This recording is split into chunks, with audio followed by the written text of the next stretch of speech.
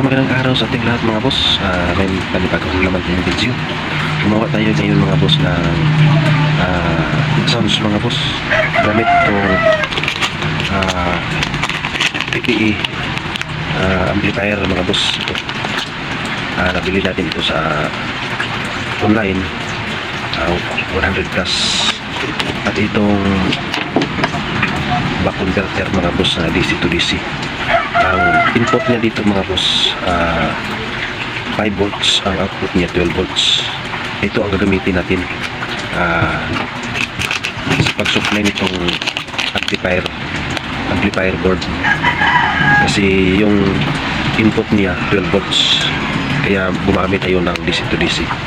So gumamit tayo ng 5 volt charger, cable ng para sa gagawin nating sounds mga boss.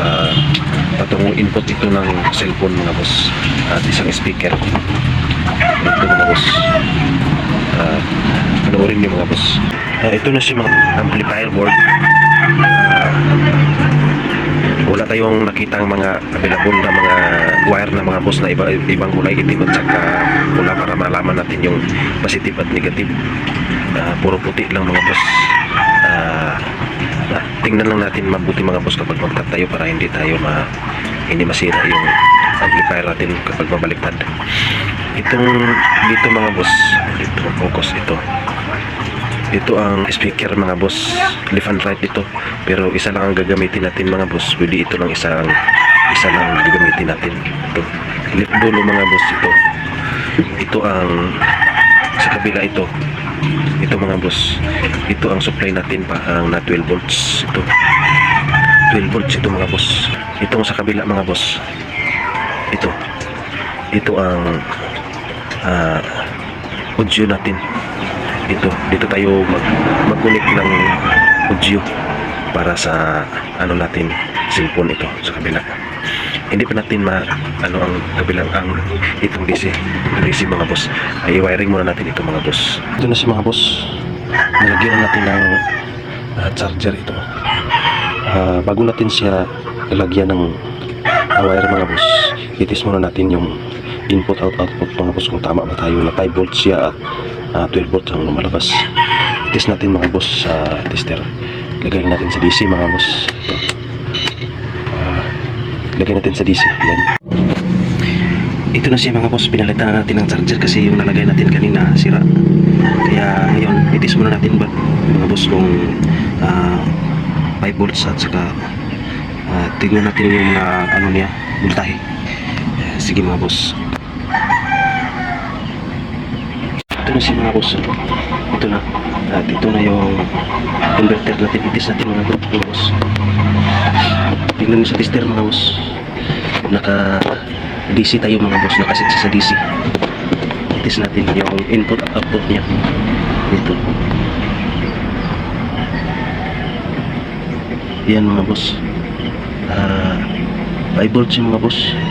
5.8 yung input niya mga boss. Yung output, sa output tayo mga boss. Output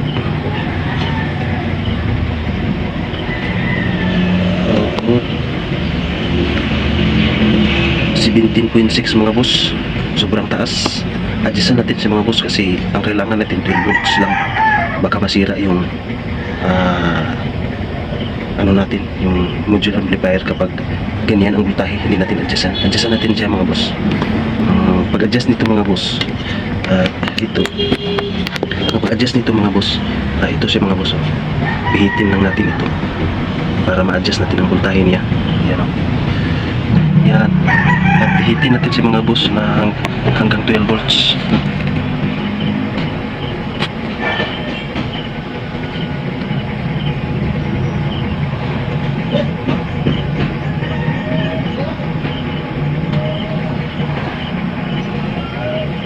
Babaan natin siya mga boss. 16 hanggang 12 volts mga boss.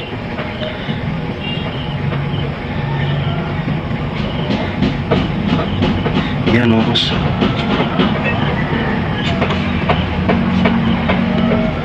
12 volts na siya mga boss.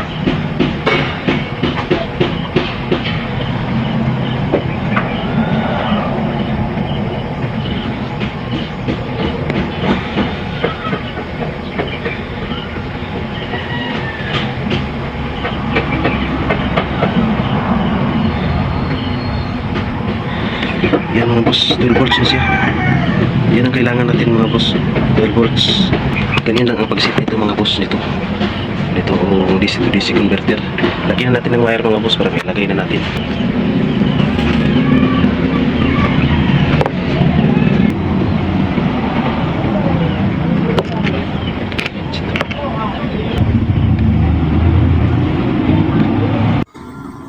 Ito na si mga boss, amplifier. May sounds na si mga boss. Nakakonect to sa cellphone natin na ginagamit ngayon mga boss. Ito nakakonect siya mga boss kasi wala tayong ibang magamit para patugtugin. Ito may power na siya mga boss. Itong ginamit natin mga boss, yung supply niya 5 volts lang ito mga boss. 5 volts ang input. Tapos hindi siya pala mga boss 12 volts, 18 volts ito mga boss yung supply niya.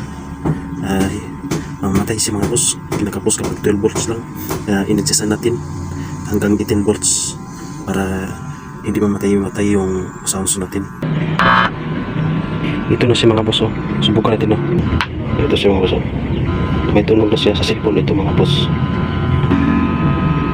May umukong mga boss. Yan ang ibig sabihin kasi wala tayong ibang testing mga boss na paggamitan ng sounds ng cellphone. Isa lang cellphone natin mga boss. Pero marinig niyo yung umukong mga boss. Sounds natin. Ayan. Ayan mga boss. Ayan, lakas mga boss. Ayan. Tunog na yan mga boss.